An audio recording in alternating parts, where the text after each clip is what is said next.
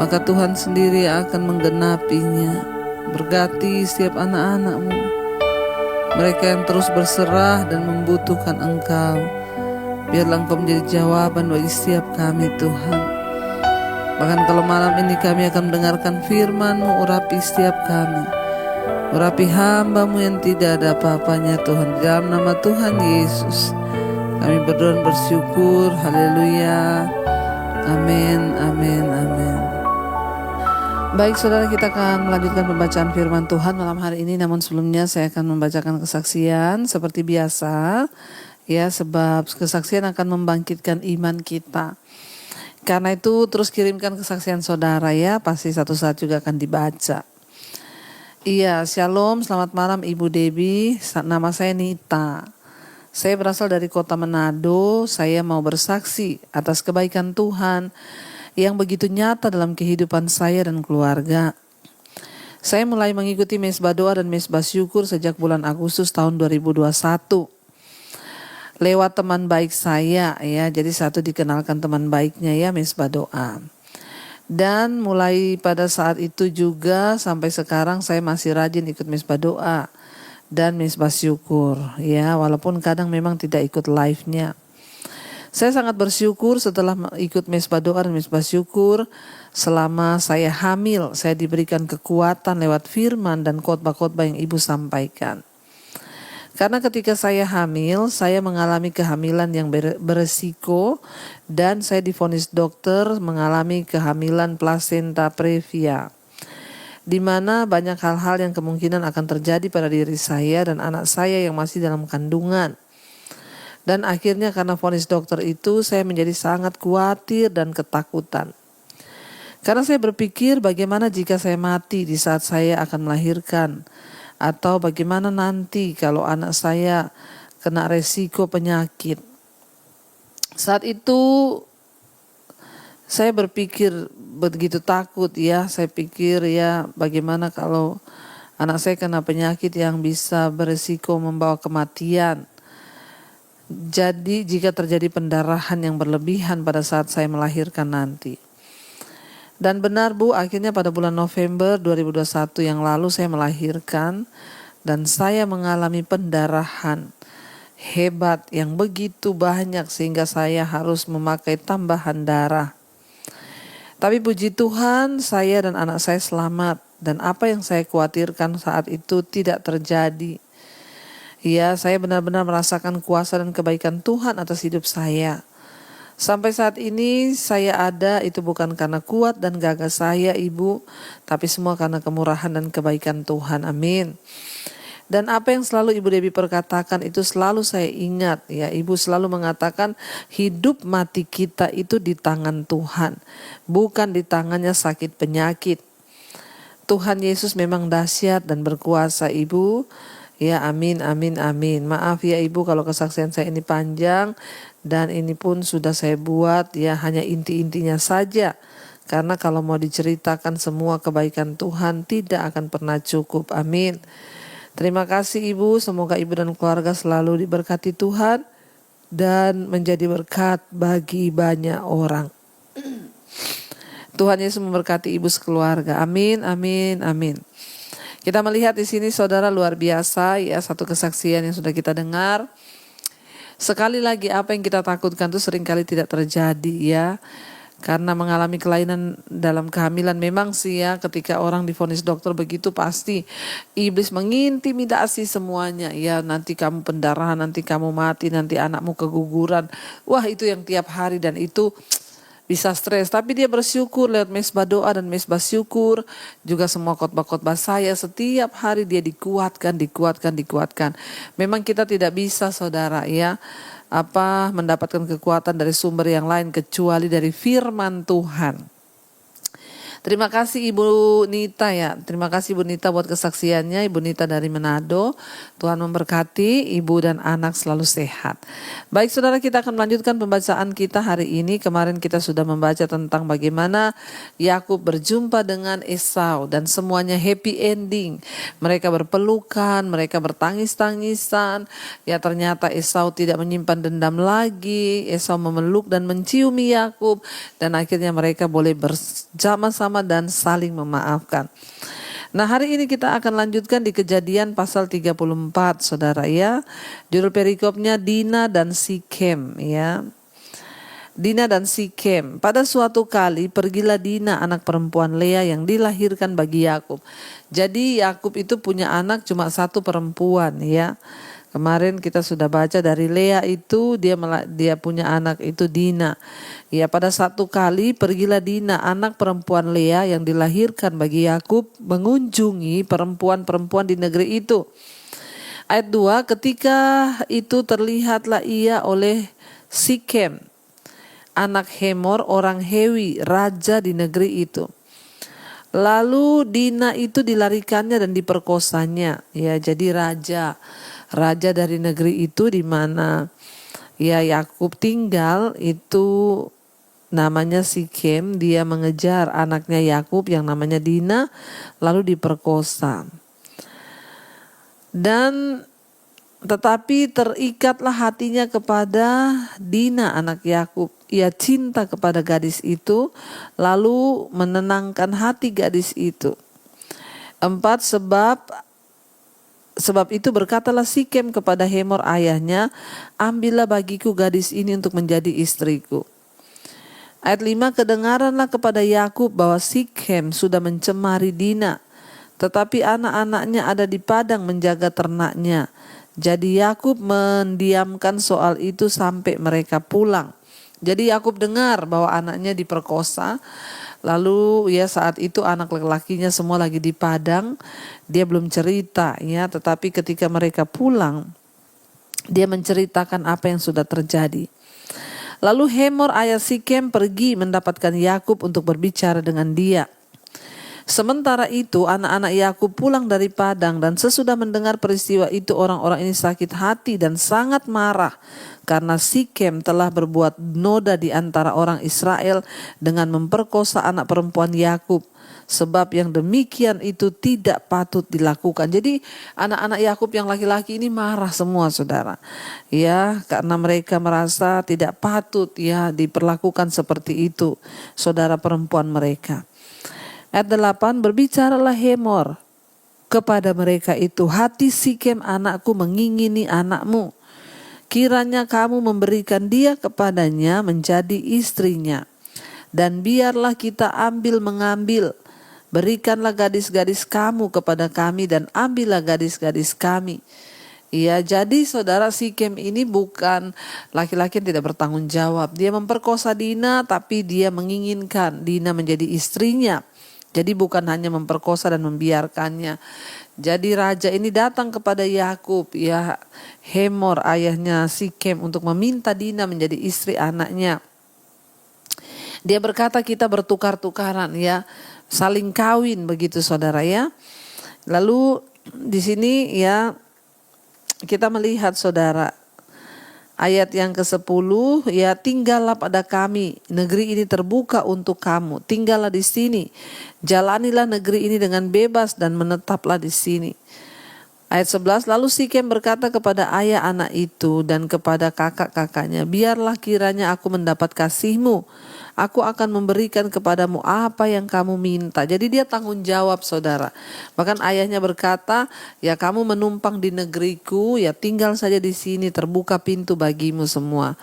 Ya, dan Sikem berkata bahwa dia ya meminta agar Dina itu boleh diberikan menjadi istrinya, dan dia bilang aku meminta kasihmu untuk memberikan Dina kepada dia menjadi istri. Ayat 12, walaupun kamu bebankan kepadaku uang, jujuran dan uang mahar, seberapa banyak pun aku akan memberikan apa yang kamu minta, tetapi berilah gadis itu kepadaku menjadi istriku.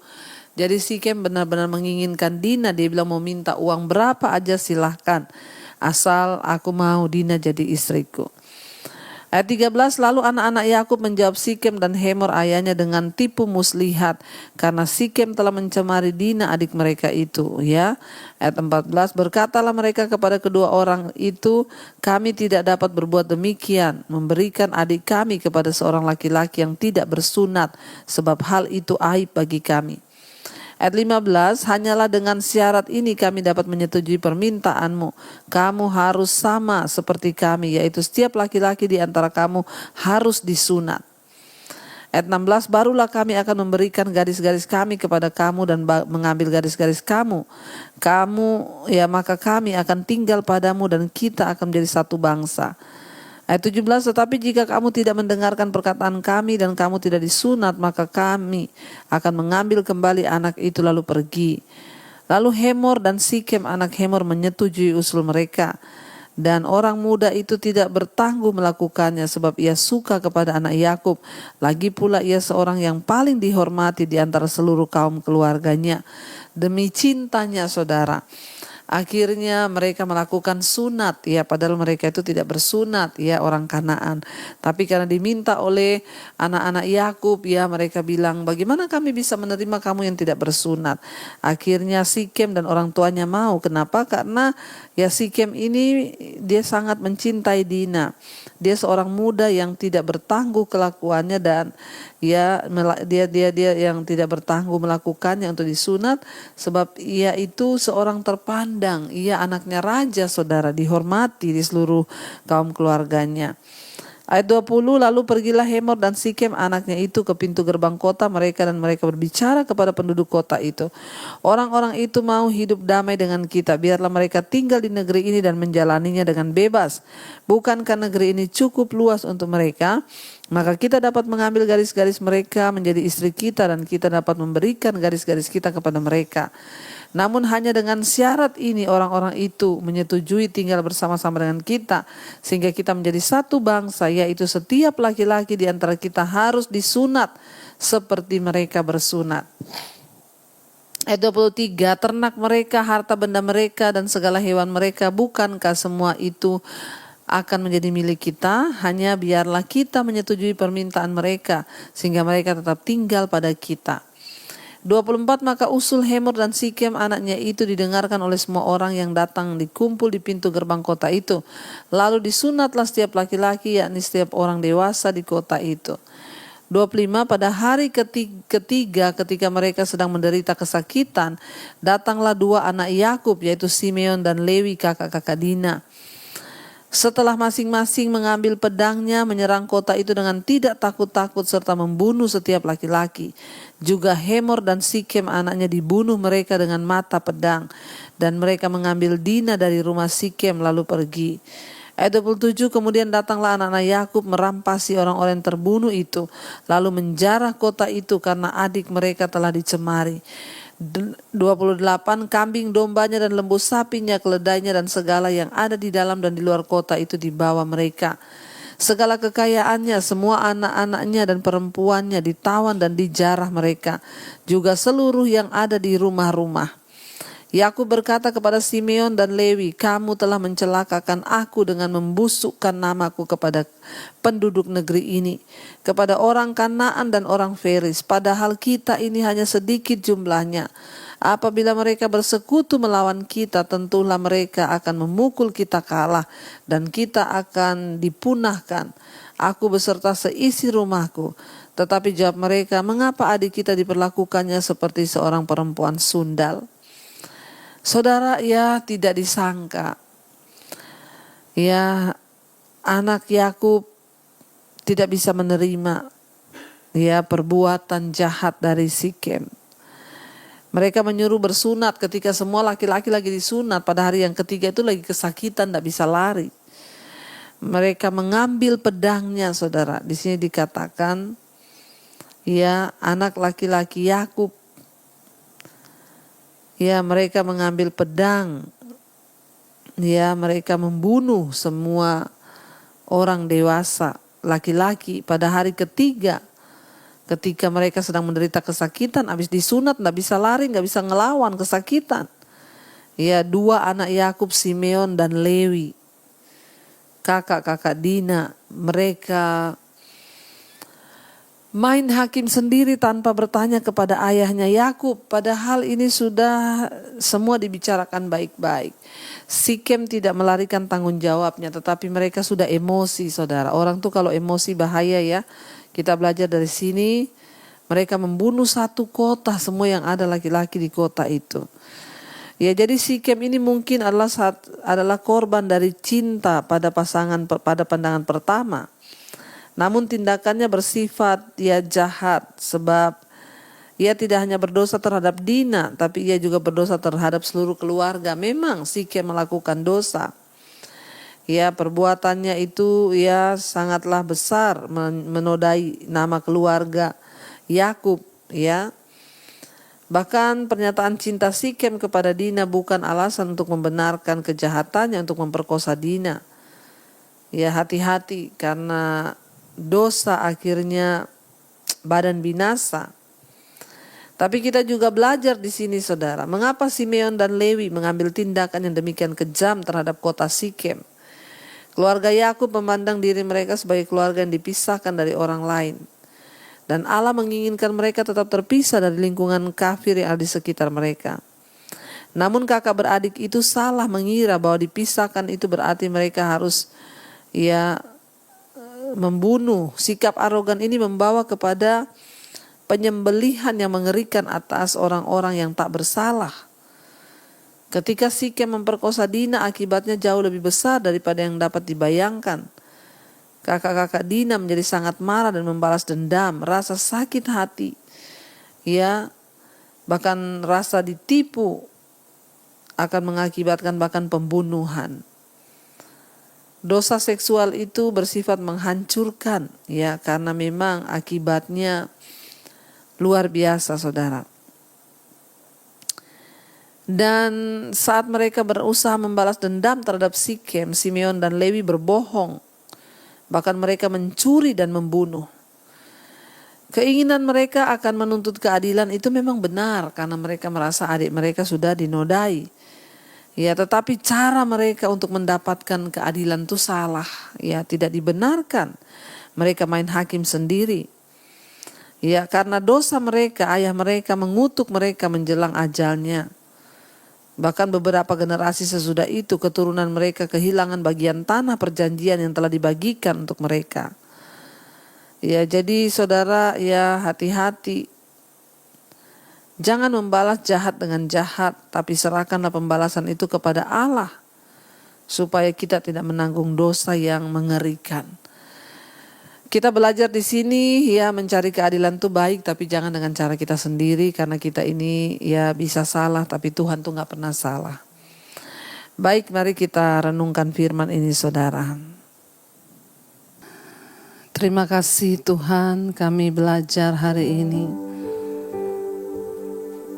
bagaimana dosa itu dapat membawa kebinasaan. Kami juga belajar bahwa kami tidak boleh dendam dan mencari keadilan dengan cara kami sendiri. Ajar kami menahan segala rasa amarah, kebencian, kepahitan, untuk kami tidak bertindak main hakim sendiri dan tidak bertanya pada Tuhan. Mampukan kami untuk hidup seturut dengan kebenaran dan firman-Mu, Tuhan. Ajar kami untuk terus setia kepada Tuhan, menjauhkan diri kami dari dosa-dosa yang akan membawa kebinasaan. Terima kasih Tuhan, berkati setiap rumah tangga, suami, istri, anak-anak. Tuhan memberkati agar kami hidup dalam takut akan Tuhan. Masa depan anak-anak kami, masa depan kami semua dalam kendali Tuhan. Bahkan jodoh anak-anak kami Tuhan yang pegang. Berkati juga untuk setiap keluarga besar kami Tuhan yang belum mengenal Engkau, lawatan-Mu boleh tercurah. Tuhan juga memberkati untuk keluarga kami atau siapapun di luar sana sedang terbaring sakit hari ini, jamahan dan lawatan Tuhan terjadi dalam nama Yesus. Lawat Tuhan, sembuhkan dengan cara-Mu yang ajaib. Kami perkatakan dalam nama Yesus, kalau ada salah dosa Tuhan mengampuni. Kami perkatakan dalam nama Yesus kesembuhan terjadi.